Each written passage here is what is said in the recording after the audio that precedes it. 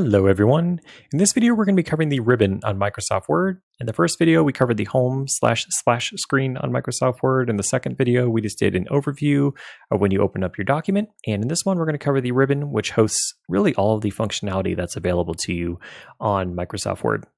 So let's go ahead and start with these tabs. We'll work from left to right. So starting with File, that just takes us back to the home screen that we saw in the first video. And you can see that some of these other options have been enabled now because we actually have a document open. So one of the options that I mentioned in that video is the Save as Adobe PDF. So what a lot of people like to do, we did this a lot in the military, is we would actually draft a document in Microsoft Word, and then we would actually save it as an Adobe PDF document. And Word, just, at least in my opinion, gives you a little bit more flexibility when creating documents. I like to use Word better, but you also have the option for share here, print. I mean, some things that we covered in the last video too. So let's go back to Home.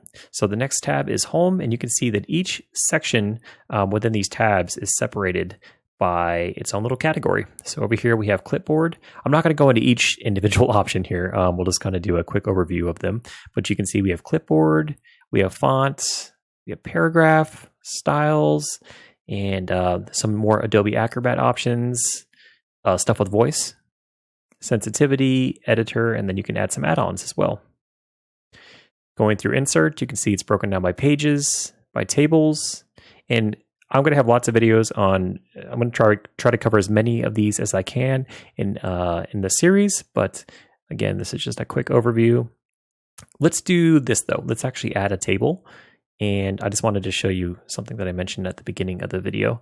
So you can see once we added the table, we got some new options up here. We got table design and table layout. Those were not there before because there was not that element wasn't even on the page. And you can also see once I click away from it, those options disappear. And if we had like a picture here, for example, and I was to click on it, something similar would happen. We would get some additional options for editing that image. But you can see if I click on the table again, the table design and table layout show up, and you can see they're actually a different color. So you can help distinguish them from the tabs that always show up as opposed to the element specific tabs. You can actually go ahead and remove that.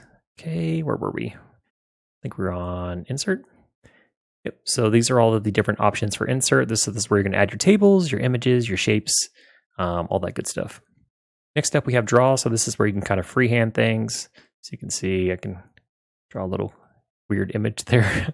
I can highlight stuff. So this is kind of your freestyle tab, so to speak. Get rid of those. Okay.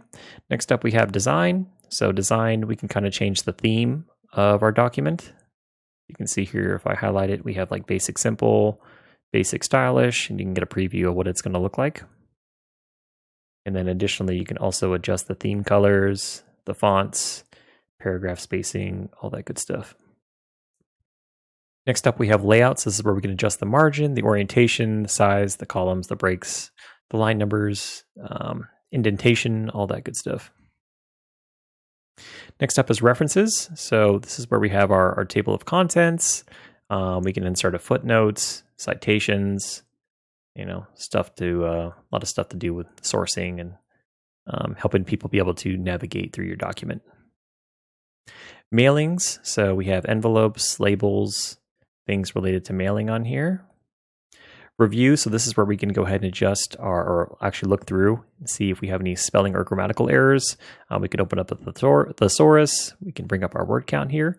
So you can see this gives us, at the bottom we have the option to view our word count, but this gives us a little bit more info into the number of pages, the characters, paragraphs, lines, etc. You can read it aloud. Some accessibility options are on here too. And then also track changes. So this is pretty cool. We'll get to this in a later video, but if you're sharing this document, even if you're doing it by yourself, you can actually turn on track changes, and then you'll kind of see the different changes that are taking place. And then you or whoever is working on that document can actually go through and decide if it's something they want to keep or not. So the track changes is pretty cool. And you can see you can adjust it for everyone, just mine, or lock tracking. Turn that off. And block authors, hide ink. keep going. So we got view. So view just gives us some different options. You guys saw on the bottom right, we also had a shortcut here for read mode, focus mode. So you can see some of those options up here. Immersive reader. You can zoom in on your document if you need to. Again, you can use this little slider in the bottom right as well. Macros, properties.